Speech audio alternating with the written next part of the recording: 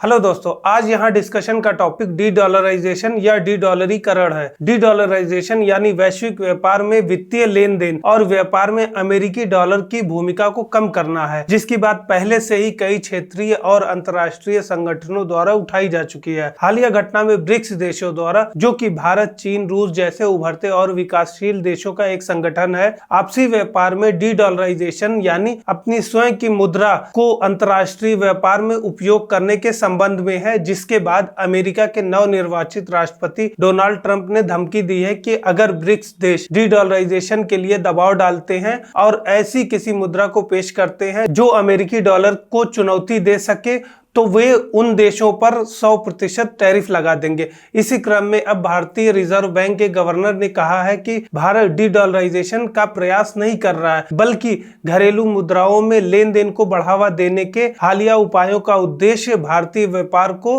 वैश्विक परिवर्तनों से जोखिम मुक्त करना है। आपको बता दें कि डी डॉलराइजेशन यानी डी डॉलरीकरण उस प्रक्रिया को कहते हैं जिसके द्वारा कोई देश विनिमय के माध्यम, आरक्षित मुद्रा या अंतर्राष्ट्रीय व्यापार के लिए मानक के रूप में अमेरिकी डॉलर पर अपनी निर्भरता को कम करता है। अब डी डॉलराइजेशन के कारणों को देखें तो कई देशों को, जैसे रूस या ईरान जैसे देशों पर अमेरिकी प्रतिबंध लगाए जाने से उन्हें आर्थिक अलगाव से बचाने के लिए अमेरिकी डॉलर के विकल्प तलाशने पर मजबूर होना पड़ा है, क्योंकि इन देशों से कई महत्वपूर्ण वस्तुओं के आयात पर ये देश निर्भर हैं, जैसे कच्चा तेल, गैस या रक्षा संबंधी हथियार और अन्य सामग्री। साथ ही अमेरिकी मौद्रिक नीति में उतार चढ़ाव से जुड़े जोखिमों को कम करने के लिए राष्ट्र डॉलर पर अपनी निर्भरता को कम करना चाहते हैं। इससे उन्हें अपनी आर्थिक नीतियों पर अधिक नियंत्रण बनाए रखने में मदद मिलती है। इससे इन देशों की आर्थिक संप्रभुता भी बनी रहेगी। आगे मजबूत अमेरिकी डॉलर के कारण, जैसा कि हालिया दिनों में देखा गया, जो कि $1 लगभग 85 रुपए तक पहुंच गया है, इससे अन्य देशों में आयात और ऋण चुकाने की लागत जो है बढ़ जाती है,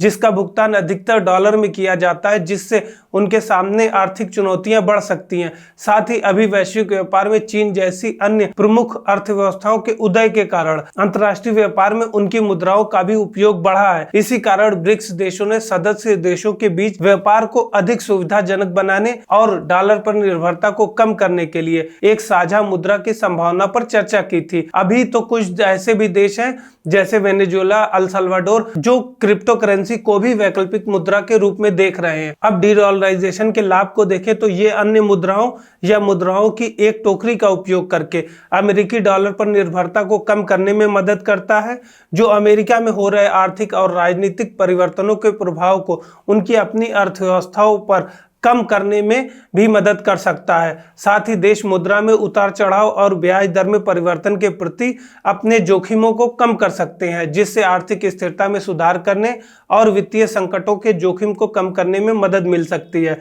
जैसा कि 2008 की अमेरिकी क्राइसिस के समय देखा गया, जिन देशों के अमेरिकी डॉलर पर कम निर्भरता थी, उनकी अर्थव्यवस्थाओं पर रिसेशन का प्रभाव कम पड़ा। साथ ही देश अन्य मुद्राओं के माध्यम से अन्य देशों के साथ व्यापार और निवेश को भी बढ़ा सकते हैं, जिनका अमेरिका के साथ मजबूत संबंध नहीं रहा है या नहीं हो सकता है, जिससे विकास के लिए उनके सामने एक नए बाजार और अवसर भी खुल सकते हैं, जैसा कि रूस और ईरान के संबंध में देखा गया है, जिससे देश अपनी आर्थिक स्थिति में विविधता लाकर अपनी अर्थव्यवस्थाओं पर अमेरिकी मौद्रिक नीति के प्रभाव को भी कम कर सकते हैं। डी डॉलराइजेशन से देशों को भू राजनीतिक जोखिमों से एक सुरक्षा मिलती है। इससे आगे क्षेत्रीय एकीकरण और द्विपक्षीय संबंधों को भी मजबूती मिलती है, क्योंकि इससे वित्तीय लेन देन में क्षेत्रीय मुद्राओं का इस्तेमाल बढ़ जाता है, जैसा कि हमने मुद्राओं की स्वैपिंग के मामले में देखा है। आगे इससे वैकल्पिक भुगतान प्रणालियों के जरिए